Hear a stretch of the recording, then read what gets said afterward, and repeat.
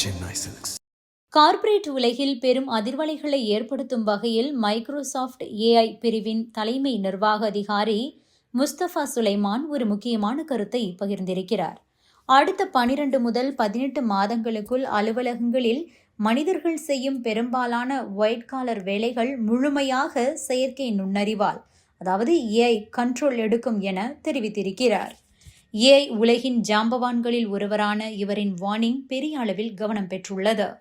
நிகழ்ச்சி ஒன்றில் பேசிய அவர் ஐடி ஊழியர்கள், எழுத்தாளர்கள், எடிட்டர், வழக்கறிஞர்கள், கணக்காளர்கள் மற்றும் திட்ட மேலாளர்கள் போன்ற கணினி சார்ந்த பணிகளை செய்யும் நிபுணர்களின் வேலைகள் இந்த மாற்றத்தால் நேரடியாக பாதிக்கப்படும் என அவர் குறிப்பிட்டிருக்கிறார். சாஃப்ட்வேர் என்ஜினியரிங் துறையில் ஏற்கனவே இந்த மாற்றம் தொடங்கிவிட்டதாக சுலைமான் சுட்டிக்காட்டினார்.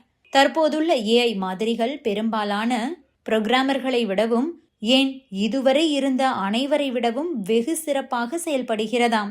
என்ஜினியரிங் கோடிங் எழுதும் திறன் கொண்டதாக இருக்கிறது என கூறியிருக்கிறார். கடந்த 6 மாதங்களில் மட்டும் இந்த துறையில் பல மாற்றங்கள் ஏற்பட்டிருக்கிறது. குறிப்பாக ஆட்டோமேட்டிக் கோடிங் மென்பொருள் உருவாக்கத்தின் பெரும் பகுதியை இப்போது ஏஐ கவனித்துக் கொள்கிறது.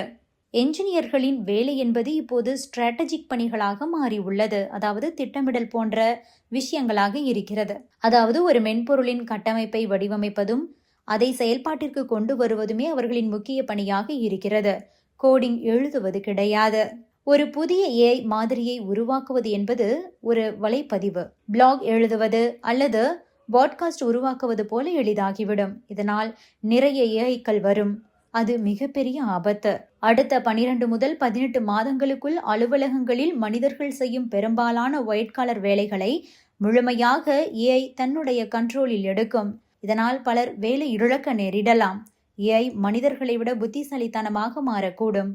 அதனால் நாம் தயாராக இல்லாத ஆபத்துகள் ஏற்படலாம். எனவே ஏஐ மூலம் நடக்கும் மாற்றங்களுக்கு நாம் தயாராக இருக்க வேண்டும். மைக்ரோசாஃப்ட் நிறுவனம் தனது சொந்த ஏஐ அடித்தள மாதிரிகள் அதாவது ஃபவுண்டேஷன் மாடல்ஸை உருவாக்குவதில் தீவிரமாக ஈடுபட்டுள்ளதாக அவர் கூறியிருக்கிறார். ஓபன் ஏஐ நிறுவனத்துடனான உறவை தொடர்ந்தாலும் ஏஐ செல்ஃப் சஃபிஷியன்சி அடைவதை தான் தங்களின் நோக்கமாக கொண்டிருப்பதாக குறிப்பிடுகிறார். இதற்காக ஒரு பிரத்யேக பயிற்சி குழுவையும் தரவு மேலாண்மை அமைப்பையும் மைக்ரோசாஃப்ட் உருவாக்கி வருகிறது. ஏஐயால் மனித வேலைகள் பறிபோகுமா என்ற கவலை உலகெங்கும் எழுந்துள்ள நிலையில் இந்த கருத்துக்கள் வெளிவந்திருக்கிறது.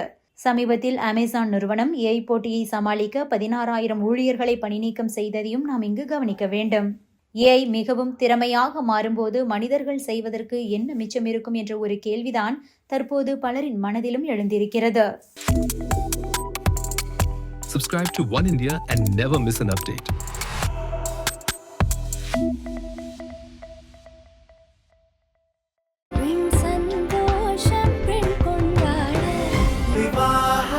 மணப்பெண்ணின் பிரத்யேகமான திருமணம் விவாஹா தி சென்னை சில்க்ஸ்.